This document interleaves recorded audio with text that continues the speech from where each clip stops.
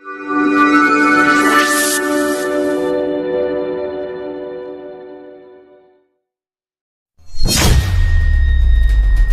Trackman साथियों, आप सभी का स्वागत है। साथियों, मेरी इन बातों पर ध्यान से सोचिए। साथियों, दोनों यूनियन कहती हैं कि वह ट्रैकमैन के साथ हैं। अगर वह हमारे साथ हैं, तो हमारे साथ छल क्यों? अगर यूनियन के अधिकारी आपसे मिलने आए तो यह सवाल जरूर करें।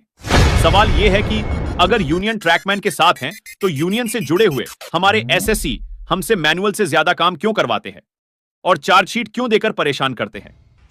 सवाल यह है कि तीनों मौसम में ट्रैक की रक्षा करने वाले ट्रैकमैनों की समस्याएं या बातों को आज कोई अधिकारी क्यों नहीं सुनता है? सवाल यह है कि यूनियन क्यों हमें जूता, साबुन, जैकेट आदि मुद्दों में क्यों उलझाए हुए हैं? हमारे लिए एलडीसी ओपन टू ओनल की बात कोई यूनियन क्यों नहीं करती है? सवाल यह है कि कीमैन के लोकेशन को ट्रेस करने के लिए जीपीएस सभी जगह दे दी गई, लेकिन ट्रेन से रन ओवर होने से बचने के लिए रक्षक डिवाइस आज तक सभी गैंगमेट और कीमैन को क्यों नहीं दी जा रही है?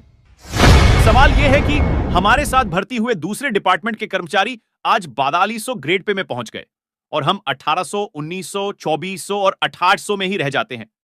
आखिर क्यों?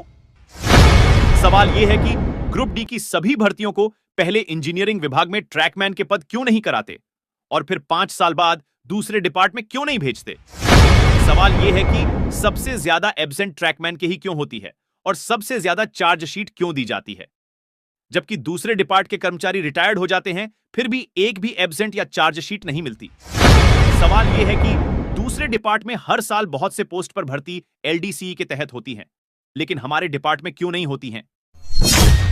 साथियों, ये एक स्कैम है जिसमें अधिकारी और यूनियन मिलकर ट्रैकमैन के साथ कर रहे हैं। जब हमारा एसएससी यूनियन का सदस्य होता है, हमसे यूनियन का चंदा कटवाता है, तो फिर एब्सेंट और चार्जशीट मिलने पर हम यूनियन के पास क्यों जाए? जो अधिकारी चंदा कटवाता है, वही क्यों नहीं इस परंपरा को सुधारता है?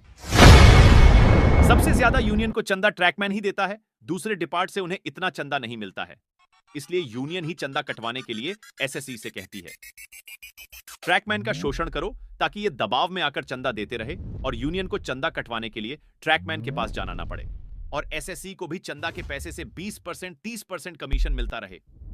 हालांकि सभी जगह पर ऐसा नहीं है कि एसएससी यूनियन में शामिल होकर ट्रैकमैन को प्रताड़ित करे। कहीं कहीं अच्छे अधिकारी और एसएससी भी है। अब आपको सोचना है, आपको गुलामी से निकलना है या इन्हीं यूनियन के चंगुल में फंसे रहना है। अपने वोट का सही उपयोग करें। जो आपके लिए लड़ रहा है, आपकी अंतरात्मा में सोचकर वोट देना।